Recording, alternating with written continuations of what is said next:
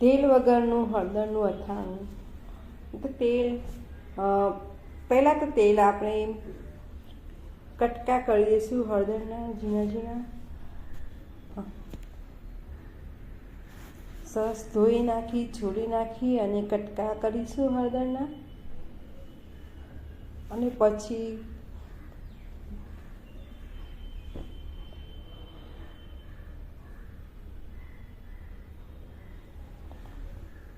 આમ જુઓ લીલા મરચાં, પછી લીલા મરચાંના કટકા કરી દઈશું નાના નાના, જેવા હળદરના કર્યા હતા તેવા ટુકડા કરી દઈશું.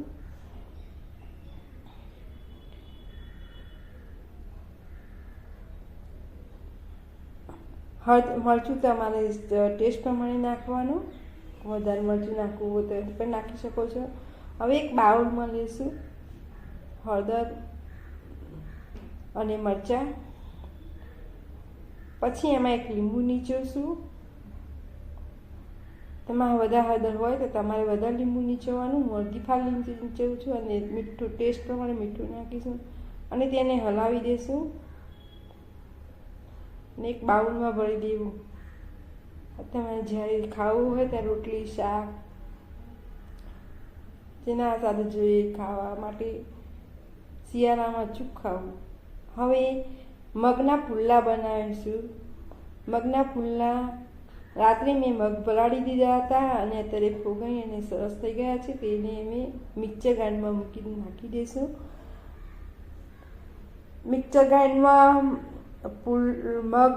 મગ અને લીલા મરચાં અને ધાણા આટલું ક્રશ કરી દઈશું. અને ટુકડો આદુ પણ નાખી દેવું હોય, તમારે નાખવું હોય તો નાખી દો. અને હું પણ આદુ નાખું છું. હવે એક બાઉલમાં કાઢીને તેમાં મીઠું નાખી અને બરોબર હલાવી દેવું. એ હલાવ્યા પછી એક કઢાઈ મૂકવી. કઢાઈમાં સામાન્ય એક તેલ મૂકવું, 1 ચમચી જેટલું તેલ. તે કઢાઈ ગરમ થાય એટલે તેમાં જે આપણે જે બનાવ્યું હતું બેટર તે નાખી દઈશું અંદર. આને થોડી વાર ઢાંકી રાખશું. જ્યારે ઉપરનો પડ થોડું ડ્રાય જેવું લાગે પછી તેને ફેરવવાનો પ્રયત્ન કરશું. હવે જુઓ તે ઉપરનું પડ થોડું હવે તેને ફેરવી દઈશું. આવી રીતે બંને જગ્યાએ સોનેરી કલરનું થઈ જાય ત્યાં સુધી ચડવી દઈશું. ફરી તેને ઢાંકી રાખશું.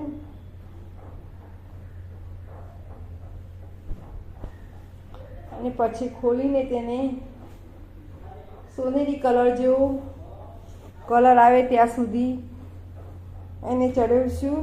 જેટલું ધીમા તાપે ચડશે એટલું સારું લાગશે. હવે જો ફાઇનલી મારે મગનો પુલ્લો થઈ ગયો છે.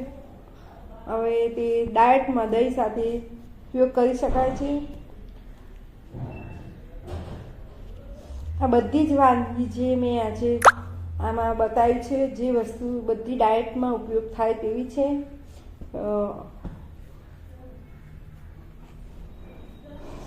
બધી લો કેલેરી વાળી. સવારમાં આ નાસ્તો તમે કરો તો તમારે બહુ જ ફાયદો થાય. શરીરમાં હળવો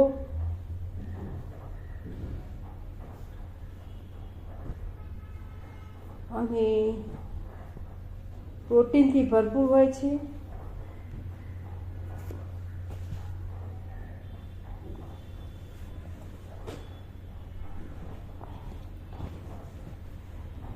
દહીં સાથે ખાવું. હવે મોસંબીનો જ્યુસ. સવારે પણ મોસંબીનો જ્યુસ સારો. તમે સવારે 1 ગ્લાસ મોસંબી, આ તો સંતરા છે, સંતરાનો જ્યુસ. અમે મોસંબીનો જ્યુસ પણ બનાવીએ છીએ, સંતરાનો જ્યુસ બનાવીએ, જેવી સિઝન હોય તેવું બનાવીએ છીએ. હવે આ સંતરાનો જ્યુસ ટેસ્ટ પ્રમાણે રસ કાઢી રાખો. તમારે જેટલો પીવો હોય એટલો. મેં બે સંતરાનો જ્યુસ કાઢ્યો હતો.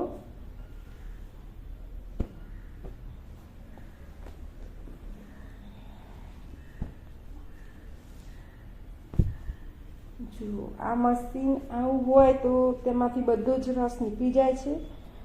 અને જો એક ગ્લાસ ફાઇનલી રસ નીકળે છે. સંતરાનો એક ગ્લાસ ભરીને રસ નીકળ્યો.